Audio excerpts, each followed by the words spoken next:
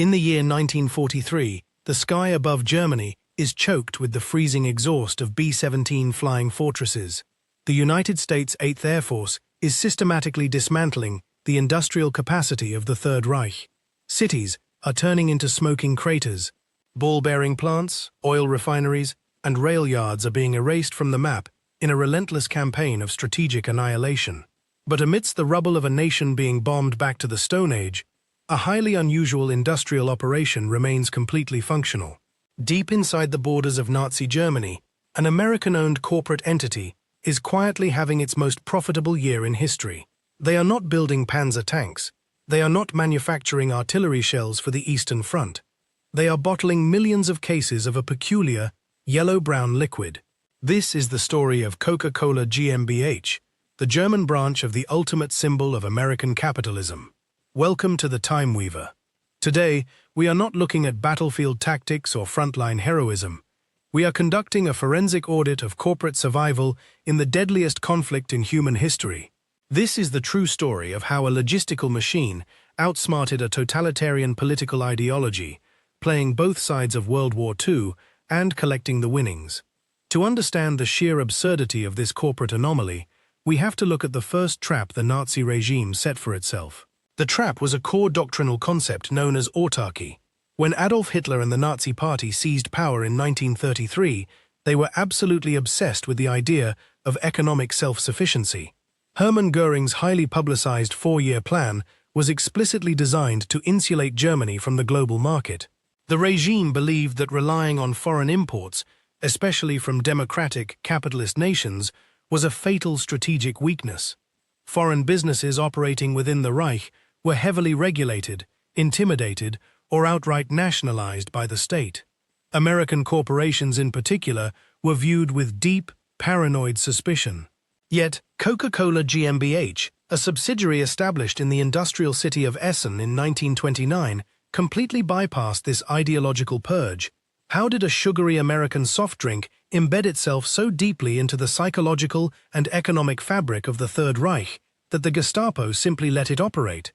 The answer lies in the ruthless pragmatism and sheer corporate brilliance of a man named Max Keith. Keith was an imposing, charismatic German businessman who had taken over the operations of Coca-Cola in Germany just as the Republic was collapsing. He understood something fundamental about the Nazi state that their own racial and political ideologues failed to grasp. The Nazis worshipped industrial efficiency, mass mobilization, and the illusion of a prosperous workforce. Keith gave them exactly what they wanted to see. He did not market Coca-Cola as an American cultural import. He engineered a massive, highly calculated marketing campaign that branded the drink as a fundamentally German product. He tied the beverage directly to the concept of the working man's fuel, portraying it as the essential energy source for the factories building the new Germany. By the time of the 1936 Berlin Olympics, Keith had maneuvered to position Coca-Cola as a major sponsor of the Games. He aligned the brand perfectly with the regime's international projection of physical strength and modern vitality. His bottling plants across the country were marvels of modern logistics and spotless efficiency. Trucks painted in the brand's signature colors moved endlessly across the newly constructed Autobahn, delivering millions of chilled bottles to factories, sporting events, and massive party rallies. The Nazi leadership, blinded by the physical output and the domestic tax revenue, was utterly oblivious to the fact that they were enriching a corporate entity headquartered in Atlanta, Georgia.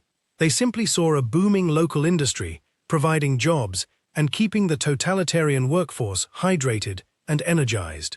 Max Keith was an absolute master of corporate camouflage in a dangerous political landscape.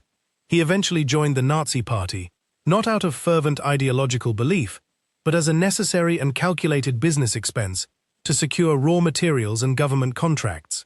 His true loyalty was never to the swastika or the Führer. His absolute, unwavering allegiance was to the bottom line of his corporation and the survival of his logistical empire. By 1939, right before the outbreak of global hostilities, Coca-Cola GmbH was selling an astonishing 40 million cases a year within the borders of Germany. They had 43 state-of-the-art bottling plants operating at maximum capacity. The distribution network Keith had built was so robust, so deeply integrated into the daily consumption habits of the German citizen that shutting it down would have caused immediate and unnecessary domestic unrest. The totalitarian regime had unwittingly allowed a foreign capitalist parasite to grow so large that it became a structural, load-bearing pillar of their own domestic economy. But this corporate utopia was built on a highly fragile, transatlantic supply chain. The entire empire relied on a steady, uninterrupted shipment of Coca-Cola's secret 7X flavoring syrup, imported directly from the United States. As the geopolitical tensions in Europe reached a boiling point, the logistical nightmare was about to begin. When the Wehrmacht crossed the border into Poland in September 1939, the fragile global trade networks shattered overnight. The British Royal Navy immediately initiated a suffocating blockade of German ports. The transatlantic shipping lanes were suddenly filled with U-boats hunting merchant vessels. The flow of the precious syrup from America slowed to a trickle as shipping routes became war zones. And then, after the Japanese attack on Pearl Harbor in December 1941, the supply line stopped completely. The United States officially entered the war, and the newly enforced Trading with the Enemy Act made it high treason for any American company to supply the Axis powers. The corporate headquarters in Atlanta officially severed all communication and business ties with Max Keith. To the Allied intelligence agencies and economic planners in Washington, the fate of Coca-Cola in Germany was sealed. They assumed the German branch would instantly collapse, its factories repurposed for munitions, its trucks seized by the military, and its workforce drafted into the infantry. But they fundamentally underestimated the survival instinct of the industrial machine Max Keith had built. Faced with the absolute zero of his core ingredient, Keith did not shut down the assembly lines. He refused to let the empire die. He ordered his chief chemists back into the laboratory with a seemingly impossible directive. If they could not import the American dream, they would synthesize a German alternative out of the ashes of the war economy. The directive given to the chief chemists at the Essen plant was absolute. They had to invent a new beverage, using only the materials available within the heavily blockaded borders of the Reich. They could not rely on imported vanilla, exotic citrus, or the closely guarded 7X formula. They had to look at the industrial waste of a nation, gearing up for total war, and find a way to bottle it. The resulting concoction was a masterclass in forensic chemical scavenging. They utilized the leftovers of the leftovers. The primary ingredient was whey, the pale, watery byproduct of the cheese manufacturing industry. To this, they added apple pomace, the fibrous, mashed remnants left behind by cider presses. It was agricultural scrap. It was literal industrial garbage. But through chemical manipulation, the addition of beet sugar, and eventually saccharin, they transformed this waste into a viable consumer product. They needed a name that sounded energetic and modern. During a brainstorming session, Max Keith told his team to use their imagination. The German word for imagination is Fantasie. And from that single instruction, the brand name Fanta was born. It was not the bright, orange-flavored soda that exists today. The original Fanta was a cloudy, brownish-yellow liquid that tasted vaguely of cheese and bruised apples.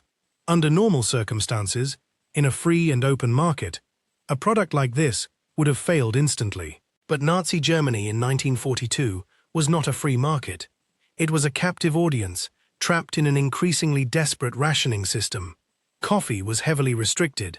Real beer was becoming scarce, as grain was diverted to the war effort. Fanta was suddenly one of the only commercially available beverages left on the shelves. But creating the recipe was only the first step in this logistical anomaly. The true miracle of corporate survival was how Max Keith managed to mass-produce it on an industrial scale while the country was burning. To bottle millions of cases of Fanta, the company needed sugar. Sugar was a critical strategic resource in the Third Reich. It was strictly rationed by the state, doled out in precise grams to the civilian population. How did a foreign-owned soda company secure a massive, uninterrupted supply of sugar while the German people were told to tighten their belts? Keith deployed his extensive political network within the Nazi bureaucracy. He did not pitch Fanta as a luxury refreshment. He positioned it as a vital nutritional necessity. He convinced the economic planners that his strange, sugary concoction was providing essential calories to a stressed and overworked domestic workforce. And mathematically, He was not entirely wrong. As Allied bombing campaigns intensified and food supply lines shattered, Fanta took on a bizarre secondary role. German housewives began using it not as a drink, but as a cooking ingredient. Because of its high sugar content, families used Fanta to sweeten soups, stews, and baked goods. An American corporate asset had literally become a load-bearing pillar of the German wartime diet. Because of this classification, the Nazi state granted Coca-Cola GmbH extraordinary privileges. They received priority shipments of beet sugar. They were allowed to maintain a fleet of delivery trucks and the precious synthetic fuel required to run them. While independent German businesses were being shuttered and their assets seized by the military, the Coca-Cola bottling plants kept their lights on. But maintaining this industrial output required manpower, and by 1943, the Wehrmacht was bleeding men at a catastrophic rate on the Russian steppes. Every able-bodied German worker was being handed a rifle and sent eastward. To keep the bottling lines moving, Coca-Cola GmbH had to adapt to the grim realities of the Nazi labor system. As the war dragged on, the domestic workforce was replaced. The company relied heavily on the labor pool permitted by the state. This was the dark, unavoidable cost of doing business inside a totalitarian regime fighting a war of annihilation. The corporate machine had to be fed, regardless of where the hands on the assembly line came from. Max Keith operated his company like a sovereign entity, completely detached from the moral and political collapse happening around him. He was playing a dangerous game of multi-dimensional chess. He had to keep the Nazi officials happy enough to prevent the company from being fully nationalized. He had to keep his factory managers motivated to repair bombed-out facilities within hours of an air raid. And he had to ensure that when the dust finally settled, the Coca-Cola company would still own the infrastructure. The logistical challenge of distributing fragile glass bottles in a war zone was staggering. Every night, Royal Air Force Lancaster bombers leveled entire city blocks. Railroad yards were obliterated. Bridges were dropped into rivers. Yet, the distinctive delivery trucks somehow found their way through the rubble. Keith decentralized his command structure. He gave his local plant managers absolute authority to bypass ruined infrastructure. If a main highway was destroyed, they used dirt roads. If a central warehouse burned down, they stockpiled cases in basements and abandoned bunkers. The resilience of this distribution network mirrored the efficiency of a frontline military supply chain. It was a masterclass in decentralized logistics, driven entirely by the profit motive. He was not trying to help the Third Reich win the war. He was simply hedging his bets against their inevitable defeat. By 1943, the German war economy had entered a state of total, uncompromising mobilization. Minister of Armaments Albert Speer was ruthlessly stripping every non-essential industry of its resources, its raw materials, and its manpower. Factories producing civilian goods were abruptly shut down and repurposed to manufacture artillery shells, aircraft parts, and U-boat components. The domestic market was essentially erased, replaced entirely by the insatiable demands of the military machine. In this environment of draconian economic control, producing a carbonated soft drink should have been physically and legally impossible. Yet, the Coca-Cola bottling plants not only survived this purge, they actually expanded their operational capacity. To understand this logistical miracle, we have to examine the bureaucratic masterpiece orchestrated by Max Keith. The single most critical bottleneck in the production of Fanta was not the apple pomace or the whey. It was sugar. In a nation fighting a multi-front war of attrition, sugar was an incredibly precious, highly regulated strategic commodity. It was doled out to the civilian population in microscopic, strictly monitored rations. Any unauthorized hoarding or misdirection of sugar was considered economic sabotage, a crime routinely punished by death. Keith knew that if the Nazi economic planners viewed Fanta as a frivolous luxury, they would cut off his sugar supply instantly. Therefore, he completely rebranded the psychological and nutritional purpose of his product. He utilized his connections within the Ministry of Food and Agriculture to classify Fanta not as a beverage, but as an essential dietary supplement. He argued, with cold, mathematical precision, that the German workforce was being pushed past the point of physical exhaustion. They were working 12-hour shifts in munitions plants under the constant psychological terror of Allied bombing raids. They were burning calories at an unprecedented rate, and the state-mandated food rations were no longer sufficient to sustain their physical output. Fanta, with its heavily concentrated sugar content, was presented as a high-yield caloric delivery system. It was cheap, immediate energy bottled in glass. The regime, obsessed with maintaining industrial quotas and preventing a collapse in worker morale, accepted this logic. Coca-Cola GmbH was granted a massive, legally protected sugar exemption. This administrative victory transformed the nature of the product entirely. As the war dragged into its final, desperate years, food shortages across the Third Reich became catastrophic. Meat was virtually non-existent, and even basic staples like potatoes and bread were heavily restricted. In this landscape of slow starvation, Fanta evolved from a refreshing drink into a desperate culinary staple. German civilians began hoarding the beverage for its caloric density. It was integrated directly into the wartime diet as a substitute for unavailable cooking ingredients. Housewives poured Fanta into their soups and stews to add flavor and desperately needed calories. It was used to bake cakes and sweeten synthetic ersatz coffee. An American corporate subsidiary was literally keeping the enemy's civilian workforce fed on sugar and industrial waste. But securing the raw ingredients was only half of the logistical equation. The physical act of manufacturing and bottling millions of cases required a massive, dedicated workforce. This is where the corporate ledger intersects with the darkest realities of the totalitarian state. By 1944, the Wehrmacht was suffering catastrophic casualties on the Eastern Front and struggling to contain the Allied invasion of France. Every German man capable of holding a rifle had been conscripted and sent to the meat grinder. The Coca-Cola plants were rapidly losing their managers, their mechanics, and their assembly line workers to the military draft. To keep the production lines moving, the company had to rely on the labor system constructed by the Nazi regime. Like nearly every other major industrial entity operating within the Reich at that time, Coca-Cola GmbH utilized the available workforce provided by the state. This included foreign workers from occupied territories, political prisoners, and prisoners of war. The pristine, heavily marketed image of the smiling delivery driver was replaced by the grim reality of forced labor. The corporate machine demanded constant motion, and it consumed human energy without hesitation or moral pause. Max Keith operated with an obsessive, almost fanatical focus on maintaining his corporate infrastructure. He was entirely detached from the ideological crusade of the regime surrounding him. His war was not being fought against the Americans or the Soviets. His war was against supply chain interruptions, mechanical failures, and transportation bottlenecks. When the synthetic rubber required for the bottling machines became unavailable, his engineers scavenged and reverse-engineered alternatives. When the production of new glass bottles was halted, he implemented a ruthless, highly efficient recycling and recovery program. A lost or broken bottle was treated with the same severity as a lost rifle on the front lines. Transportation was another logistical nightmare that required constant, daily improvisation. The German railway network was being systematically dismantled by Allied fighter bombers.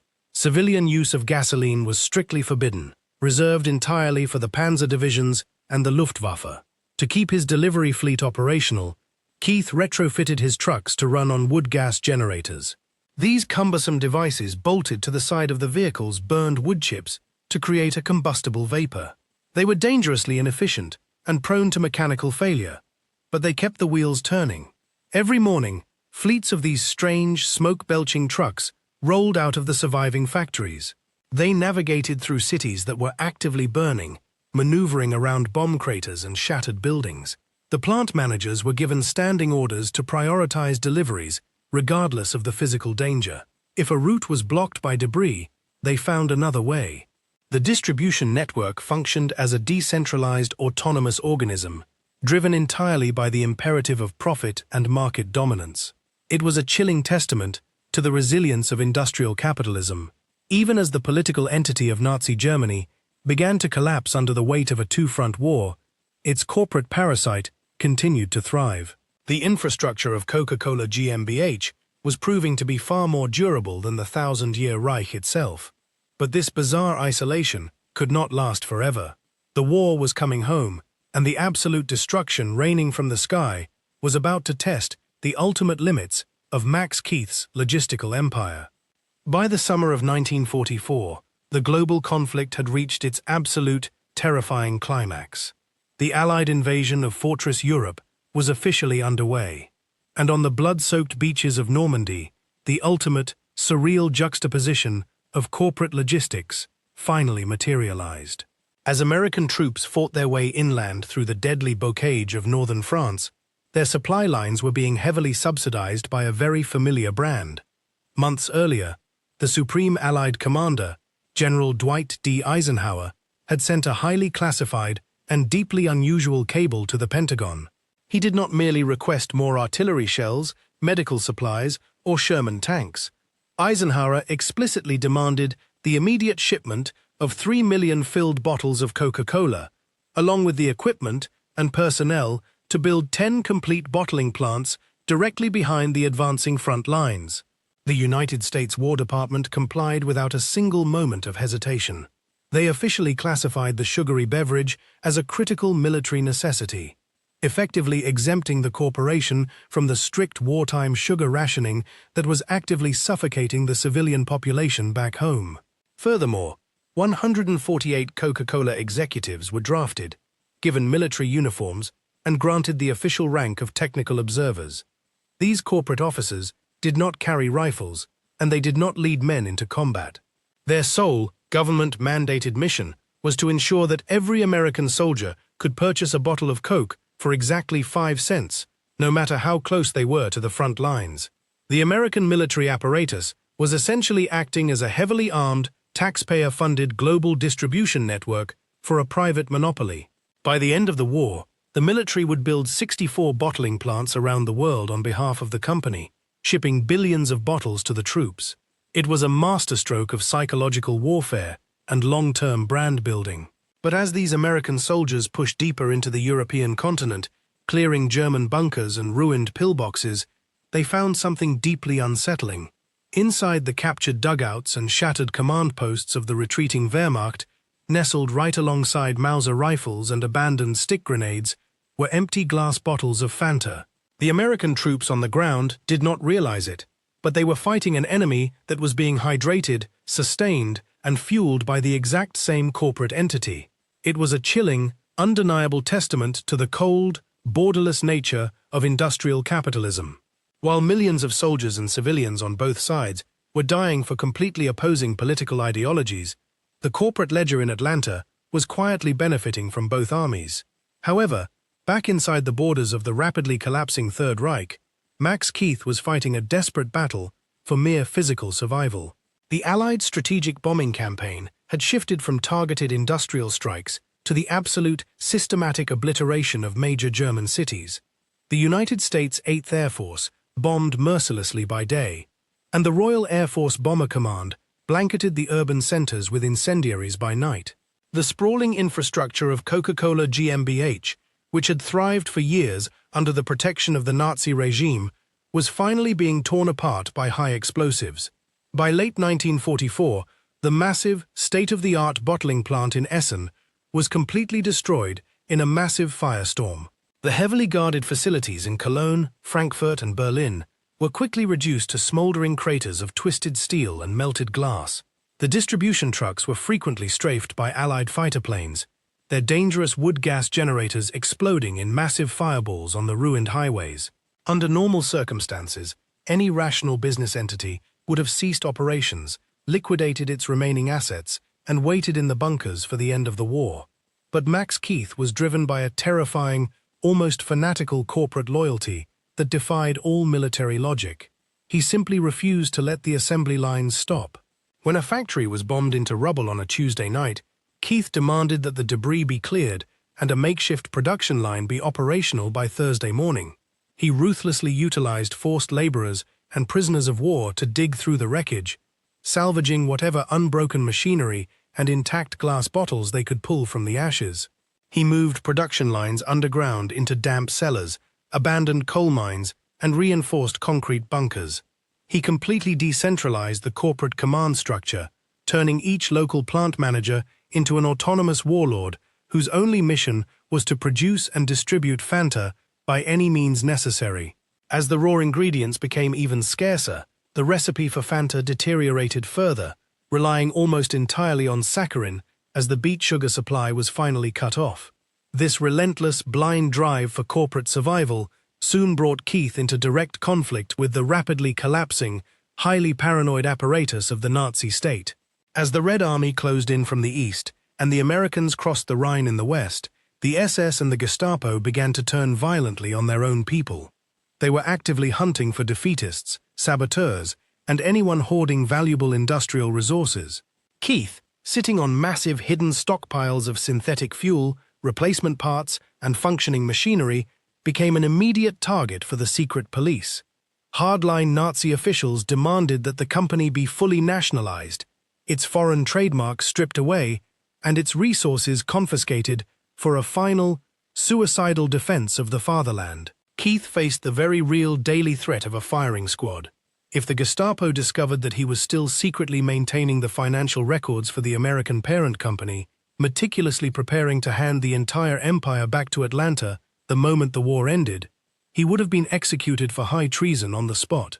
To survive the final, apocalyptic months of the conflict, Keith had to perform his most dangerous political maneuver yet.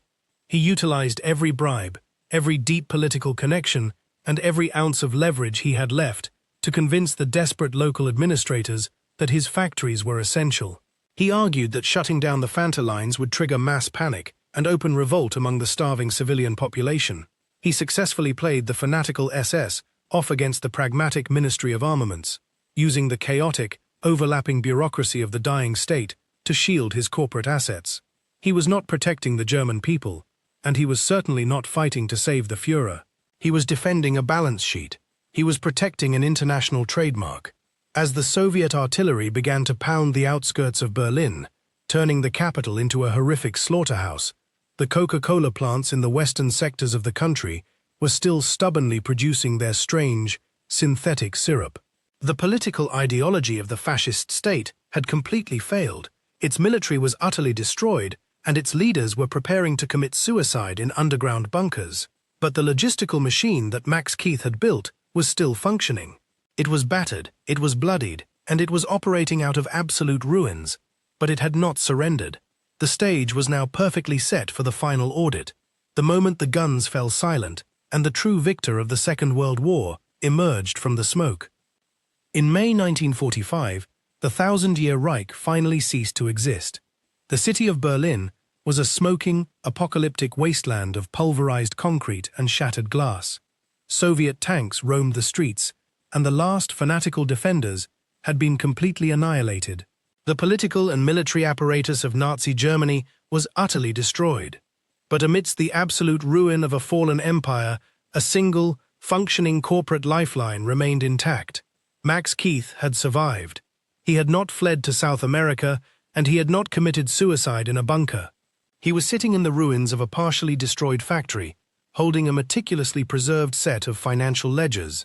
The moment the Allied occupation forces established secure communication lines, Keith did something truly extraordinary. He sent a cable directly to the Coca-Cola corporate headquarters in Atlanta, Georgia. The message was simple, cold, and entirely businesslike. He informed the parent company that their German subsidiary had survived the deadliest war in human history. He reported that the industrial infrastructure, although heavily damaged by Allied bombing, was still largely operational. And most shockingly, he informed them that he had successfully protected their trademark from nationalization and accumulated millions of dollars in wartime profits. These funds were securely deposited in Swiss and German bank accounts, completely untouched by the collapse of the state. The executives in Atlanta were absolutely stunned. They had officially written off the German operation as a total, unrecoverable loss years ago. They immediately dispatched an executive named Harrison Jones to Europe to investigate the situation on the ground. What Jones found in the rubble was a terrifying masterclass in corporate survival. Max Keith had not only kept the company alive, but he had essentially conquered the European market, while the continent was tearing itself apart with high explosives. He handed the parent company a fully functioning, heavily monopolized distribution network that spanned across the ruins of Europe, and he handed them the chemical recipe and the established market for Fanta. a brand that had already conditioned millions of consumers to its taste under the pressure of starvation. The corporate ledger of World War II was finally being tallied, and the mathematical results were chilling. The United States military had spent millions of taxpayer dollars building 64 bottling plants globally for Coca-Cola, classifying the soda as a military necessity to supply the Allied troops. Simultaneously, the German branch had generated massive, unprecedented profits by hydrating the Nazi war machine and the civilian workforce with a synthetic alternative. Capitalism had successfully played both sides of the conflict.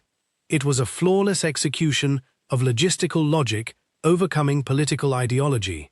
The Nazi regime believed they could control foreign corporations, stripping them of their identity and bending them to the absolute will of the fascist state.